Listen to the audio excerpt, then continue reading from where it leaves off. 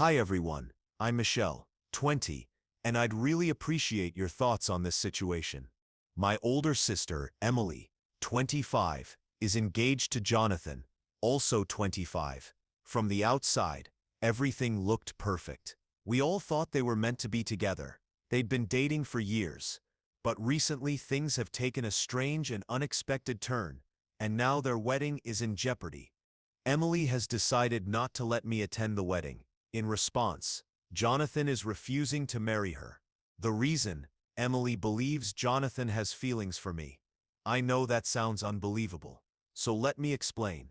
I've never had a close relationship with my sister or our parents. When I went to college, I naturally drifted away from the family. Nothing major caused the distance. It just happened. Since moving out, I rarely spent time at home, often choosing to travel or visit my grandparents over holidays, rather than deal with the tension at home. Honestly, I've always felt very different from my sister and parents. We never really connected. They didn't make an effort to understand me, and I often felt like I was speaking a different language when I shared my interests. Over time, I stopped trying. What hurt most was that they didn't reach out as I pulled away. They seemed almost relieved to have space from me, which only reinforced the feeling that I didn't truly belong. I only saw them for important occasions, birthdays and holidays. But even then, I felt like a guest rather than family. Our interactions were polite but shallow. Emily and I never had the close sisterly bond many siblings share. She was the golden child who fit perfectly into the family mold. I was the odd one out, the black sheep. While they weren't overtly cruel, subtle remarks over the years often felt like small lingering digs. Eventually, I decided it was easier to avoid unnecessary conflict and just keep my distance. Then Jonathan came into the picture. During Christmas dinner last year, for the first time in a long while, I didn't feel invisible. My family has a way of making me feel like I don't belong, but Jonathan treated me kindly, like a regular person. At first I thought it was just politeness, but Emily seemed unsettled by it. We weren't having secret conversations or anything, just casual discussion about school, work, travel, and daily life. Yet she immediately accused me of trying to take her boyfriend, claiming that I'd always been envious of her. I was stunned. There was no basis for such a claim. I reassured her it was ridiculous, but she insisted I was being too nice with Jonathan and that he was acting differently around me. It was absurd, and I didn't know how to respond. After that night, things changed. Emily began deliberately avoiding me, giving one-word answers or keeping close to Jonathan during gatherings. My family subtly sided with her, offering strange looks or passive-aggressive comments about family and connection. It was frustrating. I've never sought to create drama, let alone pursue my sister's fiancé. It made no sense, and yet I was suddenly at the center of this imagined conflict. A few months later, I learned about Emily's engagement from our grandparents, not from her. That was painful. Even if I wasn't expecting a personal invitation, I had hoped she would at least acknowledge me during such a major event.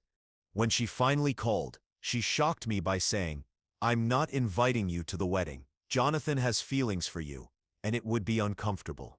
I couldn't help but laugh. It was completely absurd. Jonathan has no feelings for me, and even if he did, I would never interfere with their relationship. I didn't argue. I simply said, "Have a great wedding and happy marriage," and hung up. It's been a strange and hurtful situation. Despite the tension, I have no desire to create conflict. I just want clarity and fairness, and maybe for once, to be treated as a real member of the family. I didn't want that turmoil in my life. And to be honest, Emily and I weren't close. We had been living in completely separate worlds, and I'd long accepted that. But I needed to share this story, and maybe gain some perspective. Am I the only one who thinks this situation is completely crazy? Has anyone experienced something similar? I'd really value your advice. Update 1. Rehearsal dinner chaos. I need to write this while it's still fresh in my mind. Yesterday was completely chaotic. Emily's rehearsal dinner descended into total mayhem, and somehow I ended up at the center of it.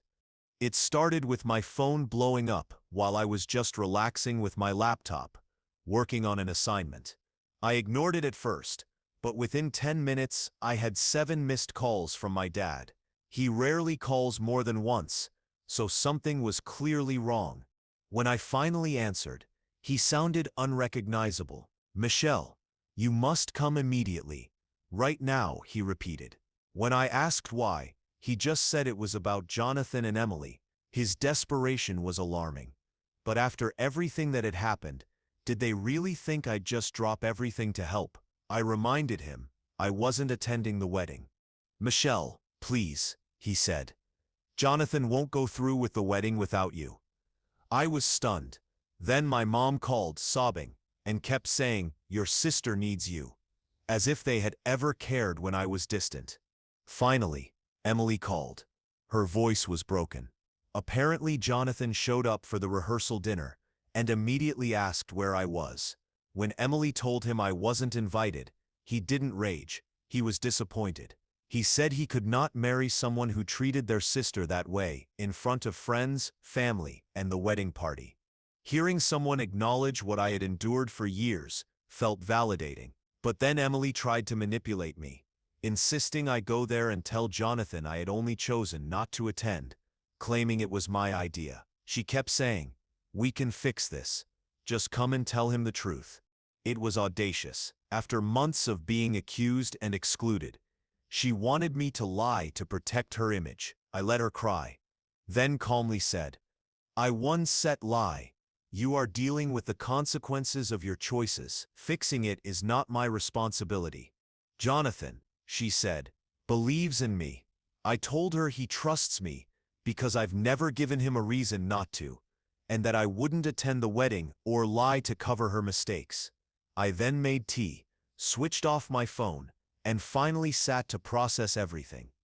Over the next few hours, my phone was flooded with calls and messages from relatives trying to pressure me into fixing Emily's mess. But for the first time, I felt certain that keeping my distance was the right choice. Jonathan saw the situation clearly, not because of anything I did, but because of how my family treated me. That was the confirmation I needed. I slept better than I have in months, finally letting them face the consequences of their behavior. My grandparents later told me Jonathan was not returning calls from Emily or my parents, and the wedding was effectively called off. Emily is inconsolable, but I feel content with my decision to maintain distance. Update 2. My early years and estrangement. Many of you asked about my early life and why I became estranged from my family. It's a long story, but it helps explain why I've stayed distant. I have social anxiety and always felt something was wrong with me, even as a child. My parents were traditional and dismissive of mental health. They often said things like, "You need to toughen up," or labeled me as dramatic, weak, or lazy whenever I showed signs of anxiety or panic. I remember a presentation in English class when I was 15. Standing in front of 30 students triggered a severe panic attack. My hands shook, my voice broke, and I couldn't hold my notes. Instead of support, my mother said, "See, you made it through." All that drama was unnecessary. Emily only made it worse, standing as the perfect sister, while I was dismissed as antisocial and too good for anyone. College was another turning point. My first semester was overwhelming. Adjusting to a new environment, while managing anxiety, was almost too much. I felt like I was suffocating in my dorm room, until my roommate intervened and took me to the counseling center. The first person who truly listened was Dr. Martinez. She didn't dismiss my feelings or tell me to toughen up. She helped me understand and manage my condition. For the first time, someone acknowledged my struggles. Dr. Martinez recommended I see a psychiatrist for a proper diagnosis. After a few sessions, it was like finally giving a name to the struggle I'd faced my entire life. Receiving a diagnosis of social anxiety disorder validated my experiences. It wasn't attention-seeking or dramatic, as my family had insisted. More importantly, it was treatable. Through treatment, I learned that my family's behavior wasn't just unsupportive, it was actively harmful. Dr. Martinez guided me on setting boundaries, advocating for myself, and identifying destructive patterns. That was when I began intentionally distancing myself from my family. What really hurt, though, was how my parents rejected the diagnosis. "These doctors are just trying to make money," my father said. "You're just using big words to justify antisocial behavior," my mother added. Even Emily rolled her eyes. I tried one last time during Thanksgiving to explain things, complete with research and statistics. But my dad interrupted. "When will you stop making excuses and live in the real world?" That's when I realized they would never understand me. Strangely, this realization felt liberating. I no longer needed their approval or validation. Looking back, it also explains the wedding fiasco. My family quickly accepted Emily's accusations without question, and Emily's instant belief that I was trying to steal her fiancé fit their long-standing view of me as a problem. Jonathan, however, saw the truth. He observed how they treated me, minimized my emotions, and blamed me for everything. He called it what it was: poisonous behavior. For the first time, someone recognized what I'd endured. This wasn't just a wedding drama. It was years of being labeled the problem child and the one to fix. Jonathan's decision to step back felt right. Finally, someone acknowledged my reality. That's the backstory many of you asked about, and it clarifies why I wasn't eager to make amends with my family. Accepting that some people, including family, may never understand or support you can be the healthiest choice. Update 3. Aftermath. A month later, the story reached its conclusion. What started as wedding drama escalated unexpectedly. Emily lost everything when the wedding was called off and somehow obtained my new phone number. I was flooded with hundreds of hateful messages from strangers, acquaintances, and distant relatives. The harassment quickly escalated to vandalism. Emily's actions included egging my car, leaving offensive notes, damaging my mailbox and apartment door, and eventually cutting all 4 of my tires, leaving a threatening note in her handwriting. My parents ignored it, dismissing her actions as harmless sibling behavior.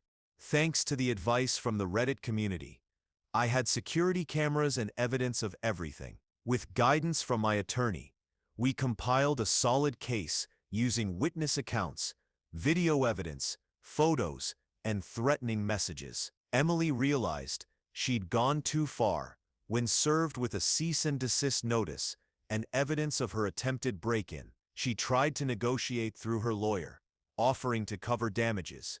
But I refused. This was about accountability, not money.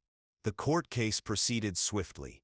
Emily was charged with attempted break-ins, criminal harassment, and vandalism. She received a permanent restraining order, mandatory therapy, and a 1-year suspended sentence. My parents, unsurprisingly, blamed me and advised I just move away. I had no intention of speaking with them again. An out-of-court settlement in civil litigation covered emotional distress and lost wages, and included a non-contact clause preventing my parents from interfering. Public reputation concerns pushed the settlement forward quickly, showing how their priorities were misaligned. Since then, I've relocated to a secure apartment, updated all contact information, and closed social media accounts. Clients and supporters have been understanding, and I even received a job offer from someone impressed by how I handled everything. For the first time, I feel free. The weight of my family's expectations is gone. I am no longer their scapegoat. I am simply Michelle, living life on my own terms. This community, particularly advice on documentation and security, was instrumental. Sharing your story and setting boundaries is not about revenge. It's about demanding respect and protecting your well-being. Therapy has helped me manage social anxiety, which was heavily influenced by years of criticism and gaslighting. Removing toxic influences has been transformative. Now I'm focused on education, career, and building a supportive, chosen family. I'm grateful to everyone who followed my journey. You helped me find the courage to advocate for myself. Living well, I've learned, is the best form of closure. I've reclaimed my life, and I will never look back. Thank you to Reddit, thank you to everyone who supported me, and goodbye. If you haven't subscribed yet, please do so, and hit the notification bell to follow more real-life stories unfolding around the world.